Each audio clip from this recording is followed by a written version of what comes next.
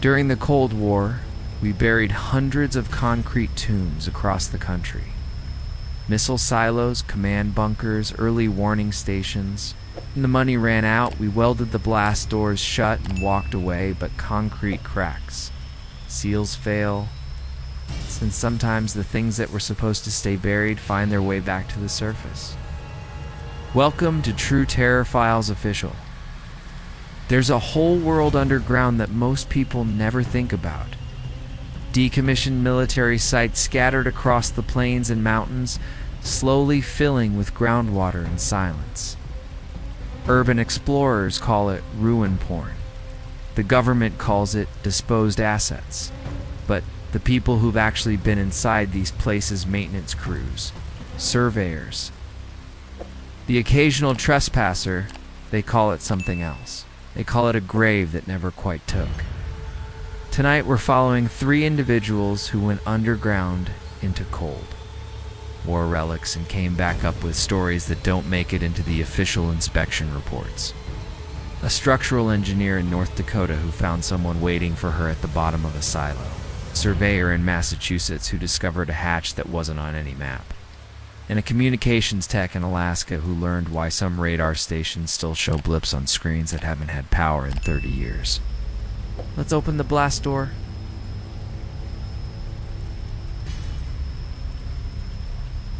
Tessa Carver had inspected a lot of strange things in her career as a structural engineer for the Army Corps of Engineers. But she'd never been asked to assess a decommissioned Titan, a missile silo that had been off the books since 1968. The site was designated November 7, buried under a wheat field outside Cooperstown, North Dakota. And it was supposed to have been completely destroyed decades ago. Concrete poured down the shaft, equipment scrapped, the whole 9 yards. But a recent ground-penetrating radar survey for a proposed wind farm had revealed an anomaly. The silo was still there, intact. And the concrete cap the records claimed had been poured in 1972 was only 3 inches thick. Tessa and her 2-man crew cut through the thin cap with a concrete saw in under an hour. The smell that rose from the hole hit her like a physical force knot, the expected mildew and rust. But something sweet and chemical, like old aftershave mixed with ozone. She clipped her harness to the winch line and descended into the darkness, her helmet light cutting through clouds of disturbed dust. The launch tube was massive, a vertical cylinder of corrugated steel and concrete stretching 160 feet down. At the bottom, she unhooked and stepped through a buckled steel doorway into the equipment level. It was pristine, not just intact clean. The floors were swept. The pipes and conduit were painted, the labels still legible. Emergency lanterns hung on the walls, their batteries long dead, but their glass unbroken. She moved deeper into the complex, through the blast lock, and into the main launch control center. The control consoles were still there, covered in a fine layer of dust, but otherwise untouched. The chairs were pushed in neatly, and in the commander's chair, the big one in the center of the room, facing the dead launch panel, someone was sitting. Dessa's light hit the figure and she stopped breathing. It was a man, or what was left of one. He was wearing vintage Air Force coveralls, pale blue and pressed. With a name tape that read Hensley, his hands were resting on the armrests. His head was tilted slightly forward, a ball cap with missile wings insignia shading his face. He wasn't skeletal, he was desiccated. The dry, climate-controlled air of the sealed silo had mummified him. His skin was brown and tight, stretched over the bones of his face. And in his lap was a clipboard with a single sheet of yellowed paper. Tessa stepped closer, her hand trembling as she reached for the clipboard. The paper was a duty log. The last entry was dated November 22nd, 1968. It read, "Power failure. Backup generators non-responsive. Seals engaged, waiting relief. God bless America. The entry below it, in a different handwriting, smaller and shakier, was dated 3 days later. Still here. Thirsty. Hensley says stay at post. Then another, a week later. Hensley won't let us leave. He says the Soviets are coming. He says we wait. Tessa looked back at the mummified man in the chair. Hensley, and behind his chair. In the shadows beyond her light, she saw them. 3 more figures, seated against the far wall. Also in coveralls, also mummified. Their hands were folded in their laps. Their mouths were open, frozen in expressions she couldn't look at for more than a second. She turned to leave, and that's when she heard it. A dry, creaking sound, like old leather stretching. She swung her light back to Hensley. He hadn't moved, but his head was tilted slightly higher now. The hand that had been resting on the armrest was now gripping it. Tessa didn't wait.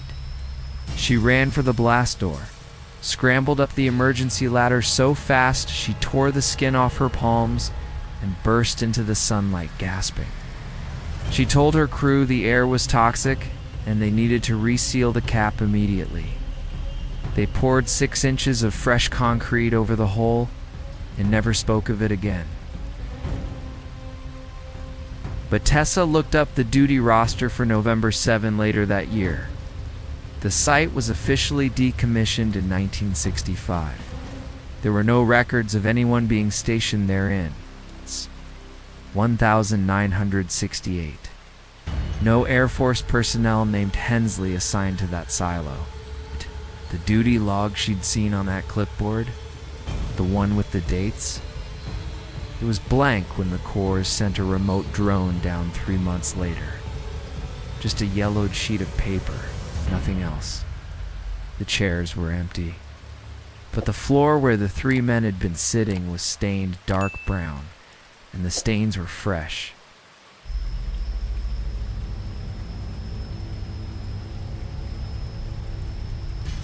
Malcolm Rooney was a land surveyor for a private firm contracted to map an old military reservation on the Massachusetts coast that was being converted into a state park. Fort Duvall had been an artillery post and later a Cold War communications bunker, decommissioned in 1994 and mostly bulldozed.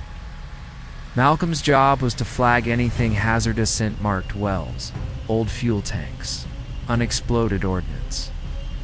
On his 3rd day walking grid lines through the scrub pine and poison ivy, his magnetic locator started screaming over a patch of ground that looked like every other patch of ground.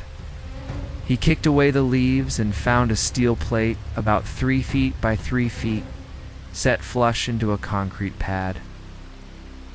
There was a recessed lifting ring and a faded stencil. Oxcom VLT-7. Secure. He radioed his project manager. No one had any record of a vault in this sector. The base map showed nothing.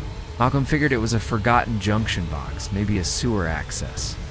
He grabbed his pry bar and popped the plate. It lifted easier than it should have. Beneath it was a vertical shaft, maybe 4 feet across, lined with corroded steel rungs disappearing into absolute blackness. The air that came up was cold and smelled like a basement that had flooded and never dried out. He should have stopped there, marked it, flagged it, moved on. But Malcolm was curious. He dropped a chem light down the shaft. It fell for a long time, bouncing off the rungs, then landed with a distant wet splash, at least 60 feet down. He clipped on his headlamp and started climbing down. The rungs were slick with condensation and some kind of black slime that smelled faintly of iodine. At the bottom, his boots splashed into ankle-deep water. He was in a concrete hallway, perfectly square, stretching off into the dark in both directions. The walls were lined with conduits and cable trays, all empty. Old junction boxes with their covers missing. stenciled arrows pointing to Personnel Bay and Equip RM. He followed the arrows toward the Personnel Bay. The hallway opened into a larger room, with bunks still made, wool blankets tucked tight, a small galley with a coffee pot still sitting on the burner, a wall of lockers, one of them hanging open, a faded photograph of a woman and a child taped inside the door, and a radio console against the far wall, its dials and switches intact, a heavy headset resting on the desk. Malcolm walked over and sat in the chair. Out of some dumb impulse, he picked up the headset and put it on. Static. Then, buried under the white noise, a voice faint. Far away. Station is secure. Repeat. Station is secure. No movement detected. Maintaining watch. Over. He yanked the headset off. The voice had sounded young, scared, and it had come through with no power to the console. The whole room was dead. No lights, no hum, no nothing. He sat there in the silence, his own breathing loud in his ears. Then the headset lying on the desk crackled again. Someone there? Malcolm didn't answer. He stood up, his chair scraping loud on the concrete. The radio crackled. "Don't leave, please. It's been so long. I can't remember their faces anymore." He backed away from the console, his light swinging wildly. The beam caught the far wall of the bunk, the one behind the lockers. There was writing there.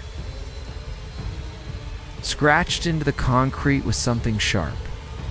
Over and over, covering the entire wall in dense, overlapping lines. The same phrase, repeated hundreds of times, "I am still on post. I am still on post. I am still on post." Malcolm scrambled back up that shaft so fast he left skin on the rungs. Ames slammed the steel plate shut and piled rocks and branches on top of it. He marked the location on his map as hazardous deep well do not open. He never told anyone about the radio or the writing.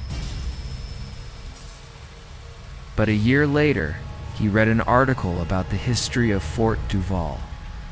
In 1962, during the Cuban Missile Crisis, a young communications specialist named Private First Class Leonard Bryce was assigned to an auxiliary bunker to monitor Soviet radio traffic. The bunker was a prototype, built quickly and not fully documented.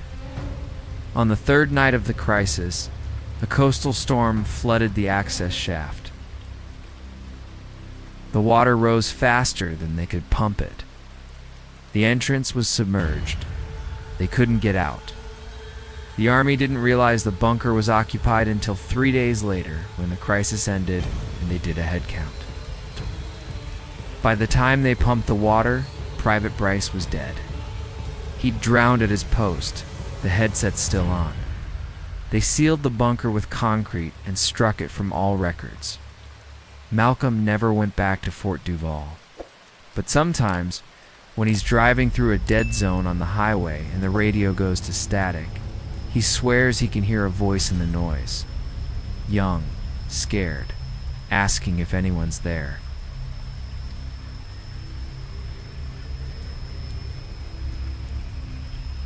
Inez Delgado was a civilian contractor with GCI Communications, sent to Sparrevohn Air Force Station in the Alaskan interior to salvage any remaining copper and electronics before the site was fully demolished. Sparrevohn had been an early warning radar station during the Cold War, part of the distant early warning line, abandoned in 1988 and left to the elements and the occasional bear. Inez had done a dozen of these salvage jobs before. They were cold, dirty, and lonely, but they paid well. She arrived at the site in early October, just as the first snow was dusting the peaks. The main building was a long, low concrete structure with a collapsed roof over the barracks, and a still intact radar dome rising from the center like a giant rusted golf ball. She set up her gear in what used to be the operations center, a room with banks of dead consoles, shattered CRT screens, and a single chair still bolted to the floor in front of the main radar display. The first day was just inventory, tagging salvageable equipment, photographing everything for the demolition crew. Evening, the temperature had dropped into the teens, and the wind was howling through the broken windows. Inez was packing up her camera when she noticed something strange. The main radar display, a massive circular screen with a faded map of the Bering Sea, had a faint green glow at its center. She walked over and stared. The console was unplugged. The entire building had no power. But there it was, faint pulsing dot of green phosphorescence right in the middle of the screen. And around the edge of the display, a thin green line was sweeping in a slow circle, like the radar was still scanning. She touched the screen. It was cold. The glow didn't waver. She backed away, grabbed her flashlight, and decided to check the radar dome itself before she left. The dome was accessed through a heavy steel door in the back of the operations room. She pushed it open and stepped into a vast, circular space. The radar array was still there, a massive skeletal framework of steel and rusted gears, tilted toward the sky like a dead flower. The dome above was cracked open in several places, letting in shafts of gray evening light and a fine mist of snow. The floor was covered in drifts of old leaves and bird bones, and in the center of the room, directly beneath the array, was a chair. A single metal folding chair facing the array. In the chair was a bundle of old military cold weather gear arranged to look like a person. Parka, gloves, boots, a knit cap, sitting upright. Waiting. Inez's radio crackled. She jumped. It was just her supervisor, checking in from base camp 5 miles away. She told him she was finishing up and heading back. She turned to leave, and that's when the radar array moved. Just a few inches, grinding, shrieking groan of rusted metal. The entire massive structure shifted, the dish tilting slightly to the south. And from somewhere inside the building, maybe from the dead console in the other room, maybe from everywhere at once, came a voice. It was tinny, distorted, like an old radio transmission from very far away. Contact bearing 170, range 100 miles, altitude unknown, speed. Speed is not consistent with known aircraft. Repeat, contact is anomalous. Inez didn't run. She walked fast. Out of the dome, through the operations room, past the glowing screen that was now showing a single blip moving slowly toward the center of the display, out into the freezing Alaskan wind.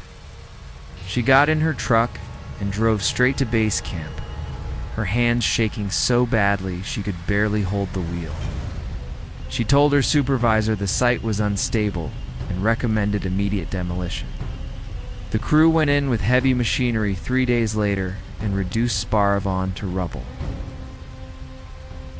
But the night before the demolition, Inez's supervisor went out to the site alone to retrieve a piece of equipment.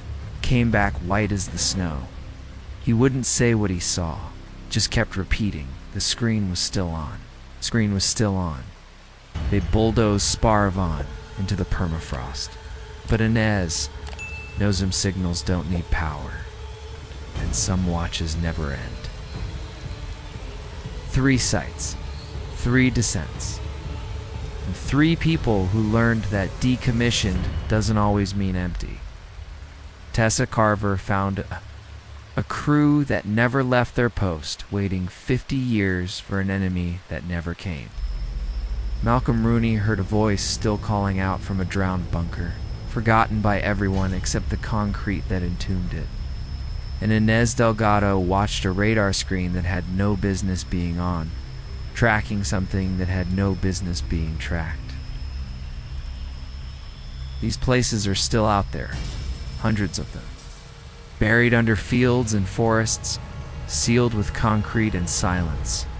The next time you're driving through the middle of nowhere and you see a fence with a faded government sign or a concrete pad with a rusted hatch, just remember, some things were buried for a reason, and some of those reasons are still down there. This has been True Terror Files Official. If you've got a story like this, an abandoned place, a sealed door, something you saw that you can't explain, drop it in the comments. We read every one. Like, subscribe, ring that bell. If you ever find yourself standing over a hatch in the middle of nowhere, maybe just let it stay buried.